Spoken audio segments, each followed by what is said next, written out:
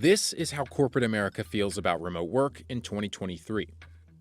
The laptop class is living in La La Land. It's messed up to assume that yes, they have to go to work, but you don't. It's not just a productivity thing. I think it's morally wrong. Listen, it doesn't work for young kids. It doesn't work for spontaneity. It doesn't really work for management. And this is how the corporate world felt about remote work in 2020, during the height of COVID-19. The biggest advantages, I think, are access to large pools of talent who don't live around the big cities and aren't willing to move there. Since we've all been forced into being remote now for 9 months, I think we've realized that if you have somebody in a particular location who's willing to work the hours to be able to collaborate, you can do it very effectively. So it's changed how we thought about hiring. Let's pause here. Notice something? In fewer than 3 years, corporate leaders have reversed their approach to remote work, and it seems like this tactic has been working. The latest data from the Census Bureau found that fewer than 26% of U.S. households still have someone working from home. That's down from 37% in early 2021. So the reason we're having this entire conversation about remote work dying is, first of all, because we kept thinking that we're going to bounce back to quote unquote normal. When the pandemic started and we had people working from home, the idea was this is very temporary and we were all going to come back. So really what's changed the discussion about remote work is the slowdown in the labor market. There are a lot of employers out there who had suspicions about remote work from the start. And you can see that kind of by the timing of when people actually went to being remote during the start of the pandemic. So the concerns that employers had about remote work were present all during the Great Reshuffle, but they didn't really have much of a choice. But with the emergency orders expiring for the pandemic this year, now they can actually start to bring people back and address some of those concerns that they might have about productivity.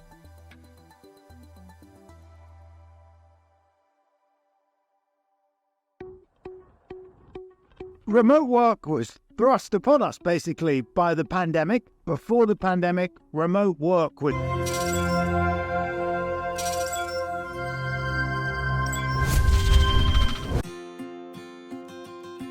What are sellers and buyers doing in 2024? I personally listed a home in Boca Raton for sale and I had to drop it a few times. According to realtor.com, we're down 9%. The median home now is at $410,000 in 2023. Remember we talked earlier, it used to be at $430,000. In 2019, home prices were $300,000. So $410,000 in 2024 is still higher than 2019. But home buyers got a break. Buyers got a break because 2022 it was $430,000.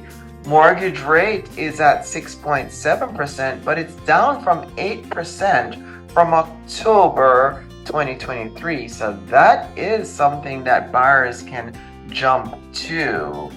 And we need to get lower mortgages and lower values of home for buyers to come in.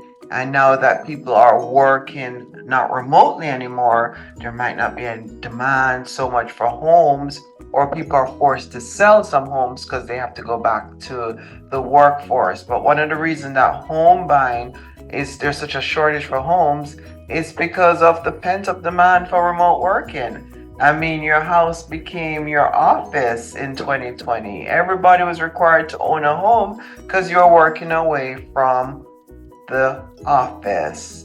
And now, as we can see on CNBC, a lot of people are not going to be working away from the office anymore. They're going back to the office. So will real estate tank? I don't think so. But we do know that sellers are coming down. Even I had to come down as a seller because it is now looking more like a buyer's market. We'll talk more about real estate. So that was CNBC, and we're talking about remote working. And as you could tell that in 2020, all these big tech people were saying how great remote working was. But come 2024, and they're like, remote working doesn't work. So we are at a standstill with come on to remote working. Do we work remotely? Do we not work remotely? But we want to touch on the housing market, because what's going to happen now is that when people are no longer working remotely, they might want to move. That might change real estate. So I'm about to tell you more about real estate. We'll be back shortly. According to CNBC, here are the 10 best U.S. metro areas to buy houses in 2024. Number 1 is Toledo, Ohio.